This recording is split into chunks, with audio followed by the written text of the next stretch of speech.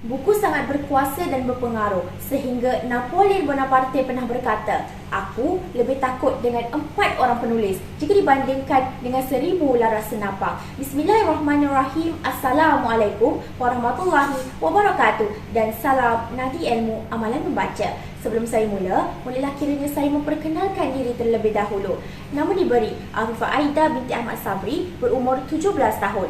Saya bersekolah di Sekolah Menengah Sains Kota Tinggi. Saya lahir pada tanggal 13 Oktober 2005. Saya merupakan anak keempat daripada 4 orang adik-beradik. Menjadi anak bongsu dalam keluarga bukanlah alasan untuk menghalang saya memikul tanggungjawab yang besar dan menjadi wanita yang berdikari. Buktinya, saya merupakan timbalan Presiden Badan Kepimpinan Pelajar Sekolah Menengah Sains Kota Tinggi sesi 2021-2022. Saya juga merupakan pengerusi Pergerakan Puteri Islam Malaysia di sekolah. Pada tahun 2019 dan 2020, saya pernah dilantik sebagai pengawas perpustakaan. Setiap amanah yang diberikan tidak dibanding beza, malah saya anggap sebagai peluang untuk membentuk kepribadian yang lebih baik.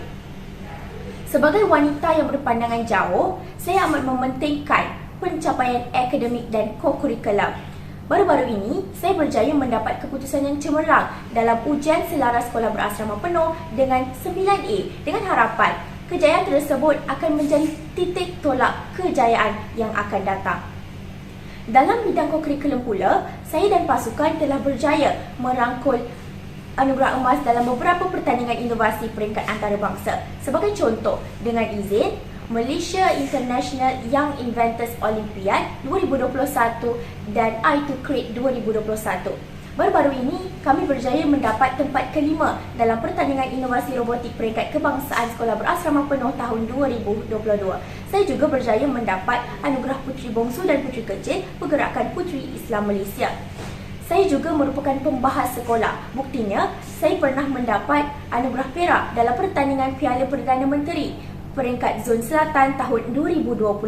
Saya juga pernah mendapat anugerah gangsa dalam pertandingan choral speaking peringkat kebangsaan sekolah berasrama penuh tahun 2018 dan 2019.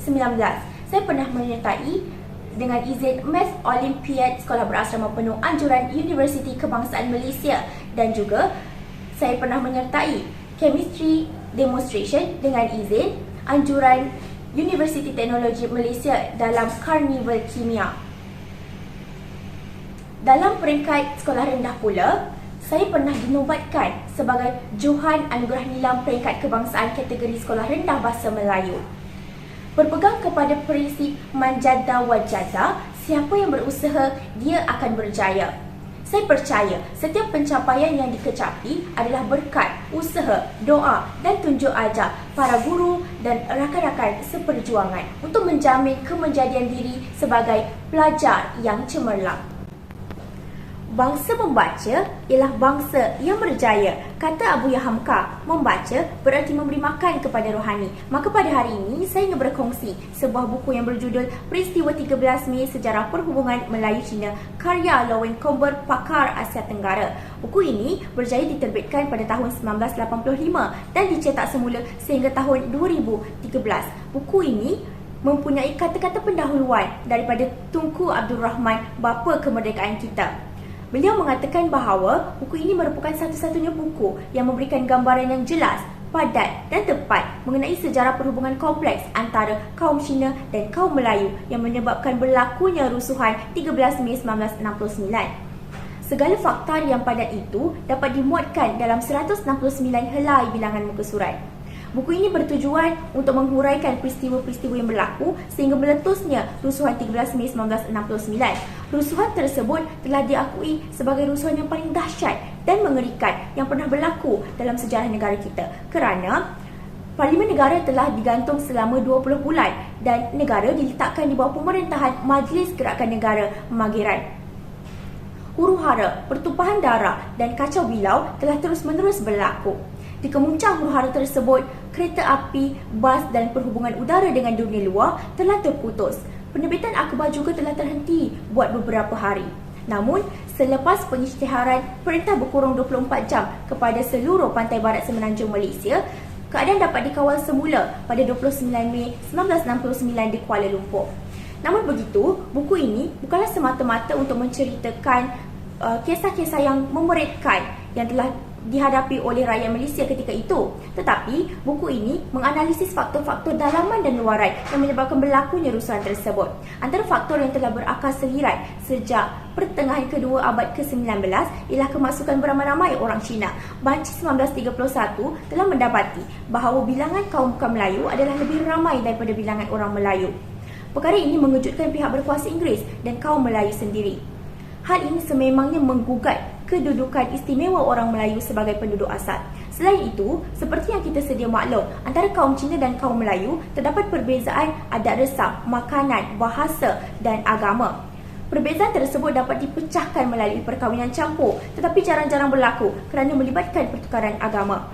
Terdapat juga perbezaan jurang ekonomi yang ketara antara kaum Cina dan kaum Melayu. Sebagai contoh, orang Cina lebih tertempu di bandar untuk memajukan bidang perniagaan, manakala orang Melayu biasanya bekerja sebagai petani, peladang dan peternak di kawasan kampung. Perkara ini menimbulkan ketidakpuashati antara kedua-dua kaum yang menyebabkan berlakunya rusuhan tersebut. Maka dapat saya rumuskan bahawa buku ini memainkan peranan yang penting dalam menghubungkan sejarah antara generasi dahulu dan generasi kini. Andai kalau bukan kerana buku ini yang mencatatkan peristiwa 13 Mei 1969, sayang seribu kali sayang, pasti negara kita pada hari ini akan dikelami dengan peperangan, pertumpahan darah dan rusuhan antara kaum. Selesai ulasan buku, maka saya bergerak kepada soalan tajuk pilihan saya. Saya memilih soalan yang ketiga, iaitu sebagai seorang selebriti media sosial, bagaimanakah cara saya ingin memupuk nilai-nilai patriotisme dalam kalangan generasi saya? Sebelum itu, izinkan saya mendefinisikan frasa-frasa dalam soalan agar tidak kelam dalam pentafsiran. Frasa selebriti media sosial boleh didefinisikan sebagai individu yang mendapatkan dan mengembangkan kemasyhuran melalui internet. Patriotisme menurut Kamus Dewan edisi keempat merupakan perasaan cinta yang mendalam terhadap tanah air. Nilai patriotisme itu juga boleh dikaitkan dengan usaha rakyat Malaysia untuk menjamin kemakmuran, perpaduan dan keamanan negara. Maka selebriti media sosial ini sebenarnya memainkan peranan yang sangat penting dalam mempengaruhi gaya hidup seseorang pengguna media sosial. Buktinya, kajian Globastat mendapati bahawa lebih 72% penggunaan media sosial dan kebergantungan terhadap telefon pintar dalam kalangan rakyat Malaysia. Perkara ini sudah berleluasa sejak abad ke-20, tetapi lebih membimbangkan berikutan pandemik COVID-19 yang menyebabkan Perintah Kawalan Pergerakan. Bilangan pengguna media sosial bertambah sebanyak 2 juta atau 7% dalam tempoh setahun dari tahun 2020 menurut Ketua Setiausaha Kementerian Multimedia dan Komunikasi Malaysia, Datuk Seri Muhammad Mantek. Maka, sekiranya saya pada hari ini sebagai selebriti media sosial akan memupuk nilai-nilai patriotisme melalui 2 cara. Yang pertama, saya akan menjadi suri teladan yang terbaik kepada masyarakat setempat. Abid Liu, Uncle Kentang dan Aisyah Hijana merupakan nama-nama yang kita kenal bukan kerana pengaruh semata-mata, tetapi disebabkan nilai bantu-membantu yang sering dihulurkan kepada masyarakat setempat tanpa mengira bangsa dan agama. Perkara ini dapat dibuktikan melalui peristiwa banjir di Selangor baru-baru ini dan juga pandemik COVID-19.